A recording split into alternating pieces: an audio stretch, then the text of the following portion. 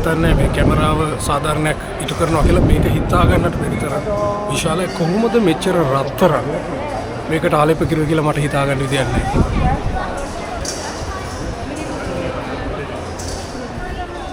දැන් මම යන්නේ මේ මහා සැතපෙන බුදු පිළිමේ තියෙන වඩ්පෝ කියන පූජනීය ස්ථානයටයි.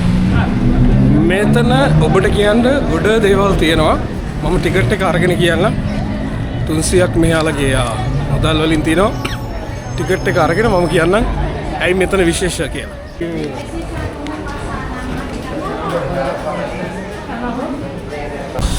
හරි දැන් කියන්නම් මෙතන ඇයි වැදගත් කියලා. මේ ඔබට පේන්නේ මෙතන ඇතුලේ තියෙනවා මීටර 42ක්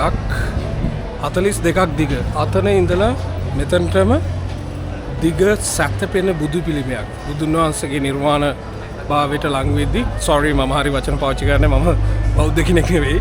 නමුත් මා දන්නා විදිහට බුදුන් වහන්සේගේ මොකද කියන්නේ නිබ්බාන ඒ ස්ටේටස් එකට එන්න ලං වෙද්දී එතුමා සැතපිලා හිටපු ආකාරය කියලා තමයි එයාලා කියන්නේ සඳහන් කරන්නේ. ඉතින් මේකේ තව දෙයක් තියෙනවා.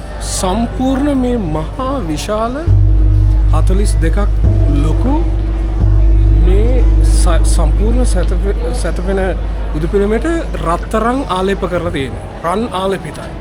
I think කතා දෙකක් නෑ සම්පූර්ණ රත්තරන්. ඉතින් මම පස්සේ ඇතුළට ගිහිල්ලා ඔයාලට පෙන්නන්නම්. රත්තරන් ආලේපිත බුදු පිළිමයක්. ඒ වගේම කකුල පාදයන් වලට විශේෂ ෆිලොසොෆි එකක් තියෙනවා ඊට පස්සේ. ඉතින් වැඩි කතා නොකර අපි ඇතුළට ගිහිල්ලා බලමු. තව දෙයක් මම කියන්නට අමතක වුණා. මේ බුදු පිළිමේ බැංකොක් පිහිටවන්නත් ඉස්සෙල්ලා මේ නගරයටත් වැඩි පරණයි. බුදු පිළිමේ පරණයි නගරයටත් වැඩි. ඔක්කොම බැංකොක් කියන්නත් ඉස්සෙල්ලා බුදු පිළිමේ තිබුණේ මෙතන.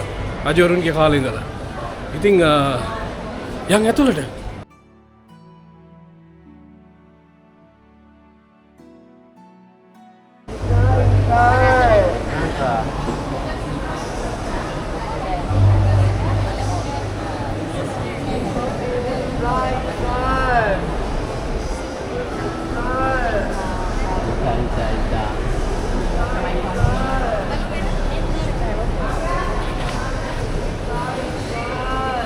පේනවද දැන් මේක කොච්චර විශාලද කියලා.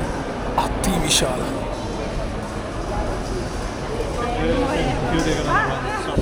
මම හිතන්නේ මේ කැමරාව සාධාරණයක් ඉටු කරනවා කියලා මේක හිතා ගන්නට බැරි තරම් විශාලයි. කොහොමද මෙච්චර රත්තරන් මේකට ආලේප කිරුවා කියලා මට හිතා ගන්න විදියක් නැහැ.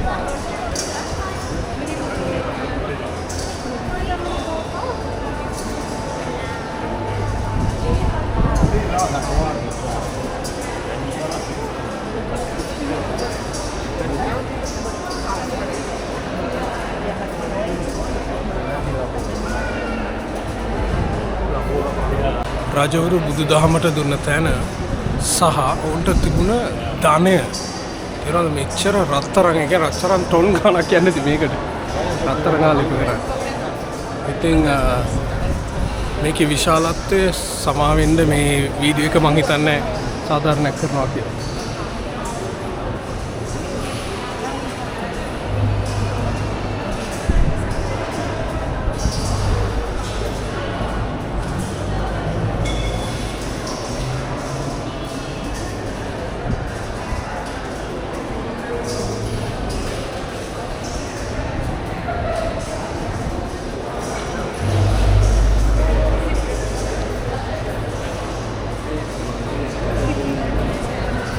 මෙතන බුදුන් වහන්සේගේ පාද මේ පාදයට ලොකු ෆිලොසොෆි එකක් සහ කතාවක් තියෙනවා. මම ඒක පස්සේ කියන්නම්.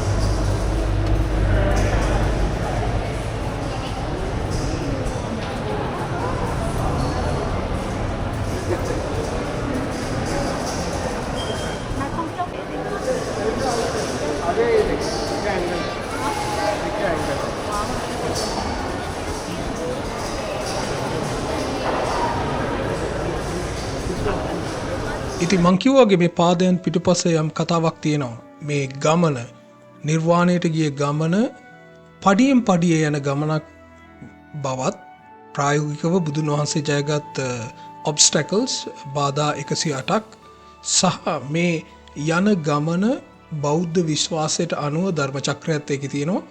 මේ සම්පූර්ණ බෞද්ධ ෆිලොසොෆි එක ප්‍රැක්ටිකලි මේ පාදවලට ඇතුළත් කරලා තියෙනවා. අපිට පේනවා බුදුන් වහන්සේගේ පතුලේ වෙනම කතාවක් තියෙනවා ෆිලොසොෆි එකක් තියෙනවා.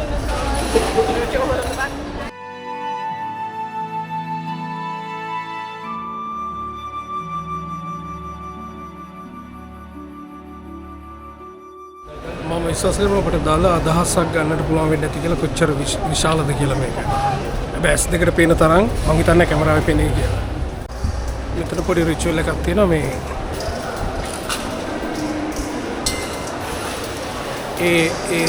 කොයින් ගිහිල්ලා මේ ඇතුළට දාන්න ඕන. ඒකෙන් මොකද්ද කියන්නේ? සිංහල වචනේ මට අමතක වුණා මෙරිට්ස් හම්බ වෙනවා කියලා. මෙරිට්ස් කියන්නේ මොකද්ද? හොඳ කරපුවම බෞද්ධ විශ්වාස කරනවානේ මොනවද ඒකට කියන්නේ? සමා වෙන්න මට වචනේ අමතක වුණා. මෙරිට්ස් අරගන්න තමයි.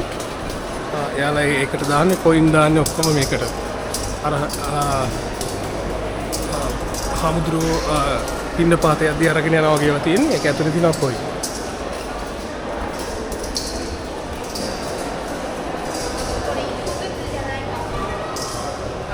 මේක අතිවිශාලයි මට හිතා ගන්නවත් බෑ. මෙතනට ආපු එක නම් කවදාවත් මට අමතක වෙන්නේ නැහැ. බලන්න මේ හිස.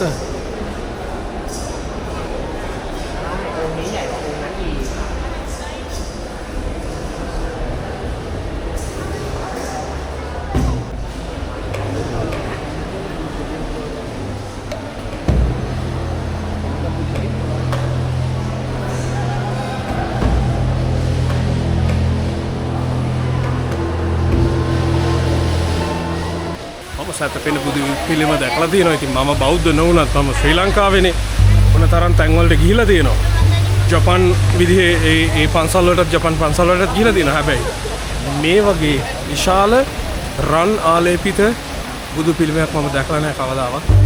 මට කටුත්තර නැතුව ගියා. අති විශාලයි පුදුමයි. ඒ කාලේ බුදුදහමට තිබිලා තියෙන තැන මේ රජවරු බුදුදහමට දීලා තියෙන තැන සහ ඒක මේ රාජ්‍ය පාලනයේ කොටසක් බවට පත් වෙලා ඒක පුදුම මේ මොකද්ද කියන්නේ අර කල්චර් එකට කිඳා බැහැලා තියෙන හැටි සහ ඔවුන්ගේ වස්තුව ධනෙ සියල්ල කොහොමද මෙවැනි බුදුදහමේ ප්‍රවර්ධනයට යොමු කරලා තියෙන්නේ කියලා ඔබට තේරෙනවා. මේක ශ්‍රී ලංකාව විතරක් නෙමෙයි බොහෝ ආසියාතික රටවල යන තැන්වල මම දකින්න දෙයක්. ඉතින් හරි පුදුමයි ඉගෙන ගත්තා ගොඩ දේවල්. ඉතින් ඔබට පේනවා එදා මේ පන්සලේ පොඩි දන්සලකුත් සූදානම් කරලා තිබුණේ විසිටර්ස්ලට 100 ගණන් විසිටර්ස්ලට. ඉතින් මම කෑම පොඩ්ඩක් අමාරුවෙන් තෝරගත්තේ මොකද ගොඩක් තායි කෑම තමයි තිබුණේ. මං කාලත් නැතිව සමහර ඒවා. ඉතින් වරදක් නැහැ. කෑම වේල නම් හොඳයි. මම කෑම වේල හිමීට අරගෙන පන්සල ඇතුළෙම ඊට පස්සේ මේකෙන් පස්සේ පොඩි වටයක් ගියා. ඇත්තටම ඔබට පේනවා එළවලු තියෙනවා සමහර මීට් බෝල්ස් වගේ දේවලු තිබුණා. ඉතින් මේකින් පස්සේ මම වටයක් ගියා. ඇත්තටම තව තියෙනවා පෙන්වන්න ඔබට කතා කරන්න බොහෝ දේ තියෙනවා. නමුත් මම හිතනවා මම කතා කළ යුතු දේ කතා කළා කියලා. ඔබගෙන් ඉල්ලා සිටිනවා අපිත් එක්ක සම්බන්ධ වෙලා සිටින්න. අපිව TikTok එකේ හොයාගන්න. Facebook එකේ අපි ඉන්නවා travel with ramesh කියලා ඔබට හොයාගන්නට පුළුවන්. ඉතින් අපිව like කරන්න, subscribe කරන්න, share කරන්න, comment එකක් දාන්න, අපිට support එකක් දෙන්න. තව බොහෝ දේ කතා කරන්න තියෙනවා. මම තායිලන්තයේ වගේම වියට්නාමයේ සහ කැම්බෝඩියාවේ ගිය ඓතිහාසික පුදබිම් වලට ගිය මගේ අත්දැකීම්. ඉතින් රැඳී සිටින අපි එක්ක ජය වේවා.